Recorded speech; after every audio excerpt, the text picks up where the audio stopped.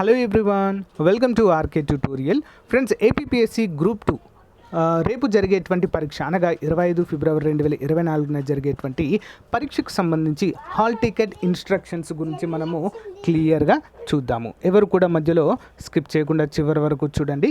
ప్రతి ఒక్కరు కూడా పాటించాల్సినటువంటి నియమాలు ఇవన్నీ కూడా, ఓకేనా. మరి రేపు జరగాల్సినటువంటి పరీక్షకు అన్నీ కూడా సమాయత్తమైనట్లుగా మరి తెలుస్తుంది.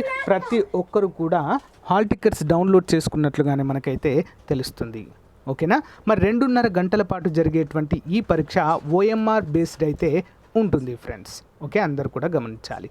మరి పరీక్ష ప్రారంభానికి కనీసము 60 నిమిషాల ముందు, అంటే 1 అవర్ ముందు కేంద్రానికి వెళ్ళాలి.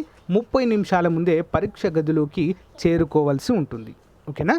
30 నిమిషాల ముందే. సో నిర్ణీత సమయం ముగిసిన తర్వాత సెంటర్లోకి అనుమతించరాదని అభ్యర్థులు గుర్తించాలి, ఓకేనా. టైం అయితే అయిపోయిన తర్వాత ఎవరు కూడా అనుమతించబడదు. పరీక్ష పూర్తి సమయం ముగిసే వరకు అభ్యర్థులు గది నుంచి బయటకు అనుమతి లేదు. హాల్ టికెట్ నెంబర్, పేరు తదితర వివరాలు సరైనవో కాదో చూసుకోవాలి. ఒకవేళ సరికాకుంటే ఏంటండి, ఏమైనా మిస్టేక్స్ ఉన్నట్లయితే ఏం చేయాలి అంటే, మీ హాల్ టికెట్లో మీ యొక్క original ID proof, Aadhaar card లాంటిది ఇన్విజిలేటర్కు చూపించి సరి చేసుకోవాలి. ఒక ఫైల్ ఉంటుంది, అందులో సెర్చ్ చేసుకుంటారు. మరి మొబైల్ ఫోన్లు, programmable calculators, tabs, iPads, Bluetooth electronic పరికరాలు తీసుకోవడానికి వీల్లేదు, ఓకేనా. మరి ఎగ్జామ్ హాల్లో ఏ విధమైన మాల్ ప్రాక్టీస్ చేయడానికైతే వీల్లేదు అంటూ తెలియజేశారు. పరీక్ష రాసేటప్పుడు క్రమశిక్షణతో ఉండాలి.